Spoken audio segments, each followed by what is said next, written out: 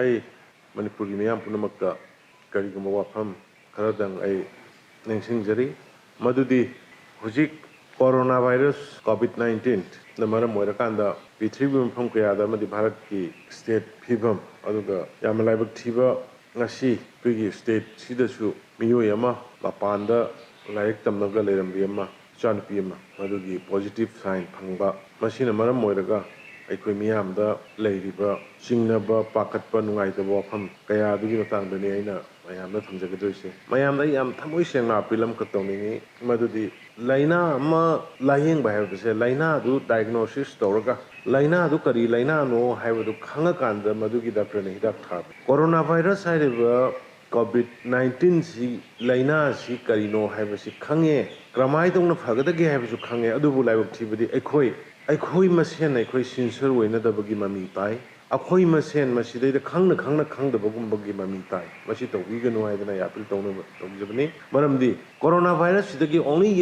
ꯃꯁꯤꯕꯨꯗꯒꯤ ꯉꯥꯛꯊꯣꯛꯅꯕ ꯃꯁꯤꯕꯨ ꯅꯥꯗꯅꯕꯒꯤ ꯄꯥꯝꯕꯩꯗꯤ home stay ꯏꯟꯗꯣꯔꯗ ꯂꯩꯕ ꯌꯨꯝ ꯃꯅꯨꯡꯗ ꯂꯩꯕ ꯃꯄꯥꯟ ꯊꯣꯛꯇꯕꯅꯤ ꯍꯥꯏꯕꯁꯤ ꯍꯦꯛ ꯍꯧꯕꯗꯒꯤ ꯖꯅꯋꯥꯔꯤꯒꯤ ꯇꯥꯔꯤꯛ 19ꯗꯒꯤ ꯑꯩꯈꯣꯏꯒꯤ ꯁ꯭ꯇꯦꯠꯁꯤꯅ ꯆꯦꯛꯁꯤꯟ ꯊꯧꯔꯥꯡꯁꯤ ꯌꯥꯝ ꯑꯦꯗꯚꯥꯟꯁ ꯑꯣꯏꯅ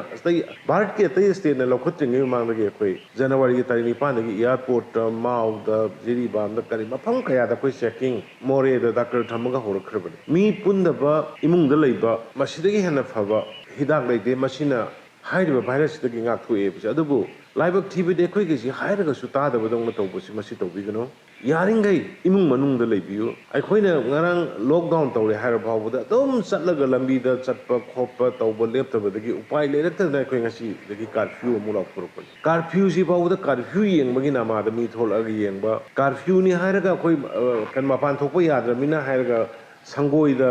ꯃꯥꯡꯒꯣꯟꯗ ꯄꯨꯟꯁꯤꯜꯂꯒ ꯖ꯭ꯋꯥꯔ ꯁꯥꯟꯅꯔꯒ ꯂꯩꯕ ꯌꯨ ꯊꯛꯑꯒ ꯂꯩꯕ ꯒ꯭ꯔꯨꯞ ꯄꯨꯟꯁꯤꯟꯕ ꯄ꯭ꯂꯤꯖ ꯒ꯭ꯔꯨꯞ ꯄꯨꯟꯕꯤꯒꯅꯨ ꯍꯥꯏꯕꯅꯤ ꯒ꯭ꯔꯨꯞ ꯄꯨꯟꯕꯤꯒꯅු ꯃꯤ 4-5 ꯁꯨꯅ ꯄꯨꯟꯕꯤꯒꯅꯨ ꯐꯨꯠ 3 ꯌꯥꯝꯗ꯭ꯔꯕ ꯃꯗꯨꯒꯤ ꯆꯥꯡꯗ ꯂꯥꯞꯄꯒ ꯀꯔꯤꯒꯨꯝꯕ ꯄꯣꯠ ꯑꯃ ꯂꯩꯕ ꯅꯠꯇ꯭ꯔꯒ ꯀꯔꯤꯒꯨꯝꯕ ꯊꯕꯛ ꯑꯃ ꯇꯧꯕ ꯊꯣꯛꯑꯒꯁꯨ ꯃꯗꯨꯒꯤ ꯂꯥꯞꯅ ꯂꯩꯕꯤꯌꯨ ꯍꯥꯏꯕꯅꯤ ꯑꯗꯨꯕꯨ ꯑꯩꯈꯣꯏꯒꯤꯁꯤ ꯈꯪꯉꯤꯔ ꯈꯪꯗ꯭ꯔꯤꯔ ꯍꯥꯏꯕꯁꯨ ꯇꯥꯕꯤꯗꯕꯗꯧꯅ ꯇꯧꯕꯁꯤ ꯑꯩꯉꯣꯟꯗ ꯈꯤꯇꯪ ꯑꯩ ꯅꯨꯡꯅꯥꯡꯕ ꯐꯥꯎꯏ ꯑꯗꯨꯅ ꯄ꯭ꯔꯖꯥ ꯃꯤꯌꯥꯝꯗ ꯄ꯭ꯂꯤꯖ ꯉꯁꯤ ꯒꯣꯔꯃꯦꯟꯅ ꯑꯩꯈꯣꯏꯒꯤ ꯁꯥꯏꯠꯇꯒꯤ ꯍꯥꯏꯖꯔꯤꯁꯤ ꯑꯩꯈꯣꯏꯒꯤ ꯖꯥꯇꯤꯁꯤꯕꯨ ꯑꯩꯈꯣꯏꯒꯤ ꯃꯤꯌꯥꯝꯒꯤ ꯄꯨꯟꯁꯤꯁꯤꯕꯨ ꯀꯟꯅꯅꯕ ꯍꯥꯏꯖꯕꯅꯤ ꯑꯗꯨꯅ ꯃꯌꯥꯝꯅ ꯑꯦꯠꯂꯤꯁ ꯅꯨꯃꯤꯠ 5-10ꯁꯤꯗꯗꯤ ꯏꯃꯨꯡꯗ ꯂꯩꯕꯤꯔꯀꯥꯟꯗ ꯏꯆꯥ ꯏꯁꯨ ꯁ꯭ꯀꯨꯜ ꯂꯣꯏꯅ ꯊꯤꯡꯈ꯭ꯔꯦ ꯑꯣꯐꯤꯁ ꯊꯤꯡꯈ꯭ꯔꯦ ꯋꯥꯔꯤꯕ ꯂꯣꯏꯅ ꯊꯤꯡꯈ꯭ꯔꯦ ꯆꯥꯅ ꯊꯛꯅꯕ ꯋꯥꯠꯇꯅꯕ ꯁꯔꯀꯥꯔꯅ ꯉꯔꯥꯡꯗꯒꯤ ꯊꯥ ꯑꯃꯒꯤ ꯆꯦꯡ ꯑꯩꯈꯣꯏ ꯐ꯭ꯔꯤꯗ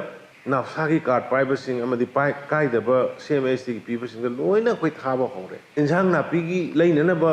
ꯂꯩꯀꯥꯏꯒꯤ ꯀꯣꯟꯊꯣꯡꯗꯨꯗ ꯃꯤ ꯑꯃ ꯊꯣꯛꯄꯗ ꯃꯗꯨꯗ ꯏꯐꯦꯛ ꯂꯩꯇꯦ ꯃꯌꯥꯝ ꯒ꯭ꯔꯨꯞ ꯊꯣꯛꯄꯗꯨ ꯇꯧꯕꯤꯒꯅꯨ ꯍꯥꯏꯕꯅꯤ ꯑꯃꯅ ꯋꯤ ꯁꯨꯜ ꯕꯤ ꯚꯦꯔꯤ ꯁꯤꯟꯁꯤꯌꯔ ꯑꯩꯈꯣꯏ ꯄꯨꯛꯆꯦꯜ ꯁꯦꯡꯁꯤ ꯃꯁꯤꯒꯤ ꯂꯥꯏꯅꯥꯁꯤ ꯅꯥꯔꯦ ꯍꯥꯏꯗꯅ ꯑꯩꯈꯣꯏ ꯁ꯭ꯇꯤꯛꯃꯥ ꯂꯩꯕꯤꯒꯅꯨ ꯏꯀꯥꯏꯕꯤꯒꯅꯨ ꯀꯔꯤꯒꯤ ꯏꯀꯥꯏꯗꯣꯏꯅꯣ ꯐꯠꯇꯕ ꯂꯝꯆꯠ ꯆꯠꯂꯨꯕꯒꯤ ꯅꯥꯕ ꯂꯥꯏꯅꯥ ꯅꯠꯇꯦ ꯑꯣꯛꯇꯕ ꯂꯝꯆꯠ ꯆꯠꯂꯨꯕꯒꯤ ꯅꯥꯕ ꯂꯥꯏꯅꯥ ꯅꯠꯇꯦ ꯄ꯭ꯔꯤꯊꯤꯕꯤꯗ ꯂꯥꯛꯏꯕ ꯑꯑꯣꯟꯕ ꯑꯁꯣꯏꯕ ꯀꯌꯥꯗꯒꯤ ꯊꯣꯛꯂꯛꯄ ꯑꯗꯨꯒꯨꯝꯕ ꯚꯥꯏꯔꯁ ꯑꯃꯈꯛꯅ ꯏꯐꯦꯛ ꯇꯧꯔꯛꯄꯅꯤ ꯍꯥꯏꯔꯤꯕ ꯚꯥꯏꯔꯁꯁꯤꯅ ꯑꯩꯈꯣꯏꯗ ꯏꯟꯐꯦꯛꯁꯟ ꯂꯩꯔꯦꯅ ꯑꯩꯈꯣꯏꯅ ꯃꯗꯩꯗ ꯏꯀꯥꯏꯅꯤꯡꯉꯥꯏ ꯅꯠꯇ꯭ꯔꯒ ꯀꯤꯅꯤꯡꯉꯥꯏ ꯃꯔꯝ ꯂꯩꯇꯦ ꯑꯩꯅ ꯏꯀꯥꯏꯕ ꯀꯥꯟꯗ ꯑꯩꯅ ꯏꯀꯥꯏꯔꯒ ꯂꯣꯠꯂꯒ ꯂꯩꯕ ꯀꯥꯟꯗ ꯃꯗꯨꯒꯤ ꯑꯩꯒꯤ ꯐꯦꯃꯤꯂꯤꯗꯨ ꯂꯣꯏꯅ ꯁꯣꯛꯑꯀꯥꯟꯗ ꯁꯤꯍꯟꯒꯗꯣꯏꯅꯤ ꯑꯩꯒꯤ ꯐꯦꯃꯤꯂꯤꯗꯨꯗ ꯅꯠꯇꯅ ꯂꯩꯀꯥꯏ ꯂꯥꯜꯂꯛꯀꯗꯣꯏꯅꯤ ꯂꯩꯀꯥꯏꯗꯨꯗ ꯅꯠꯇꯅ ꯗꯤꯁꯇ꯭ꯔꯤꯛꯇꯨ ꯅꯠꯇꯅ ꯁ꯭ꯇꯦꯠ ꯄꯨꯝꯕ ꯁ꯭ꯇꯦꯠꯁꯤꯗ ꯅꯠꯇꯅ ꯅꯦꯁꯟ ꯄꯨꯝꯕꯗ ꯏꯐꯦꯛ ꯇꯧꯔꯛꯀꯗꯣꯏꯅꯤ ꯑꯗꯨꯅ ꯑꯩꯅ ꯂꯣꯠꯁꯤꯜꯂꯒ ꯊꯝꯕ ꯍꯥꯏꯕꯁꯦ ꯃꯁꯦ ꯃꯌꯥꯝꯕꯨ ꯁꯤꯡꯅꯕꯅꯦꯅ ꯂꯧꯋꯦꯕ ꯑꯗꯨꯅ ꯃꯁꯤꯗ ꯏꯀꯥꯏꯅꯤꯡꯉꯥꯏ ꯂꯩꯇꯦ ꯃꯁꯤꯗ ꯍꯪꯒꯣꯏꯅꯤꯡꯉꯥꯏ ꯂꯩꯇꯦ ꯑꯗꯨꯅ ꯑꯩ ꯃꯄꯥꯟꯗꯒꯤ ꯂꯥꯛꯄꯅꯤ ꯑꯩ ꯏꯪꯂꯦꯟꯗꯒꯤ ꯂꯥꯛꯄꯅꯤ ꯑꯩ ꯕ꯭ꯔꯥꯖꯤꯜꯗꯒꯤ ꯂꯥꯛꯄꯅꯤ ꯑꯩ ꯑꯗꯨꯗꯒꯤ ꯀꯔꯤ ꯀꯥꯏꯒꯦ ꯑꯩ ꯂꯥꯛꯄꯅꯤ ꯍꯥꯏꯗꯅ ꯑꯦꯌꯥꯔꯄꯣꯔꯠꯇ ꯅꯠꯇ꯭ꯔꯒ ꯂꯩꯔꯤꯕ ꯑꯩꯈꯣꯏꯒꯤ ꯍꯣꯁꯄꯤꯇꯥꯜ ꯑꯣꯊꯣꯔꯤꯇꯤ ꯑꯩ ꯁꯨꯃꯥꯏꯅ ꯂꯥꯛꯄꯅꯤ ꯑꯃꯨꯛꯀ ꯑꯩ ꯇꯦꯁ ꯇꯧꯊꯣꯛꯄꯤꯌꯨ ꯏꯁꯥꯅ ꯚꯂꯟꯇꯔꯤꯂꯤ ꯊꯣꯛꯑꯒ ꯇꯧꯒꯗꯕꯁꯤ ꯑꯩꯈꯣꯏꯅ ꯊꯤꯔꯒ ꯇꯧꯗꯣꯔꯤ ꯃꯔꯝ ꯀꯔꯤꯒꯤꯅꯣ ꯑꯩꯈꯣꯏ ꯍꯣꯏ ꯁꯤꯒꯤ ꯂꯥꯏꯅꯥꯁꯤꯒꯤ ꯌꯥꯝꯅ ꯁꯥꯊꯤꯕ ꯑꯃꯅ ꯈꯨꯗꯛꯇ ꯂꯩꯇꯕꯗꯣ ꯅꯨꯃꯤꯠ 14 ꯐꯥꯎꯕꯒꯤ ꯃꯅꯨꯡꯗ ꯁꯤꯝꯇꯣꯝꯁꯦ ꯊꯣꯛꯂꯛꯑꯦꯕ ꯅꯨꯃꯤꯠ 14-15 ꯂꯥꯟꯈ꯭ꯔꯒꯗꯤ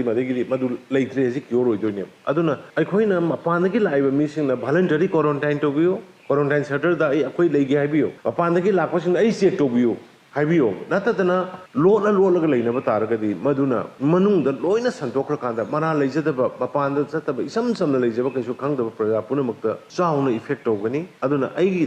ꯑꯥꯔꯅꯦꯁ ꯑꯄꯤꯜ ꯑꯩꯒꯤ ꯊꯃꯣꯏꯗꯒꯤ ꯁꯦꯡꯅ ꯑꯩ ꯃꯌꯥꯝꯗ ꯍꯥꯏꯖꯔꯤ ꯈ꯭ꯋꯥꯏꯗꯒꯤ ꯑꯍꯥꯟꯕ ꯑꯩꯈꯣꯏꯒꯤ ꯄ꯭ꯔꯥꯏꯌꯣꯔꯤꯇꯤꯁꯦ ꯃꯤꯑꯣꯏꯕꯒꯤ ꯄꯨꯟꯁꯤ ꯀꯟꯕꯅꯤ ꯃꯤꯑꯣꯏꯕꯒꯤ ꯄꯨꯟꯁꯤ ꯀꯟꯅꯕꯒꯤꯗꯃꯛꯇ ꯍꯥꯏꯔꯤꯕ ꯚꯥꯏꯔꯁꯁꯤ ꯊꯦꯡꯅꯕꯗ ꯑꯩꯈꯣꯏ ꯌꯨꯅꯤꯇꯤ ꯑꯃ ꯆꯪꯉꯦ ꯑꯩꯈꯣꯏ ꯆꯞ ꯃꯥꯟꯅꯅ मानरगा वाखल मानना थेंगनब संगी अखोई वा तानब संगी अखोई डिसिप्लिन अमा मेंटेन तौब ताई चाइना दा ngasing करिगी हंदरिनो डिसिप्लिन लेबा थोकबा यादे थोकते तौबा यादे तौदे मधुगुंबा चरमक यामना stringent ओइबा डिसिप्लिन अमा अखोई मेंटेन तौब ताई aduna please mayam rai appeal tawjari yumnagi mapan thokpi gano curfew matam khar thamgi gani pochai gi kari gi tangai phadna lei da ba da ba tok da ba da ba madu gi damang kai khoi chat pada mi ama thokpa da ani thokpa da madu dai da khoi problem ite insang na pi inkhol gi na pi laikai da leiba launa ba madu dai da khoi atheng ba laite yaringai mi pul ga khol ga tawbu se tawbi gano number 1 number 2 mapan da gi lakpai che leinau sing ikai ba leibi gano hangoi ba leibi gano sir akhoi halai haibagi nungai na tawkanda hospital da or either airport lairiba or any mau get the khangde amada khangde khoi lairiba singda ei sumaina khoi adagi lakpani ai tourist sini ai won the isada singna badi leite na badi leite adu wai che tokthokpi haidana yamna voluntary thokanda miyam mission praja mayam gi punsi convince si haidana ai mayam da ai media gi khutang da mayam da appeal tobuni aduna please ai amuka jo hanai jeri yumdagi mapan thokpi gano curfew yengba thokpi gano injang na pi leibada curfew ni harga thau oil pam hanga queue lep leba gumba kari roi khu gi society se insang leibam da queue group lep gumba bazar da public curfew to gi kuba khu chi har ka da kano rally se pa dong na to gumba akhoi manipur da ne te samoya sigi sugumba laina sina mahik sina yamna pamba mong du da akhoi na chathra gadi mahik sina akhoi capture to gi aduna mahik sidagi haidaba corona virus covid 19 sidagi control na ba akhoi yum da gi mapan thokum si mi loinagumsi mi unagumsi aduga mapanda chaluba leibiruba punamangna voluntarily yamna lemna tholaga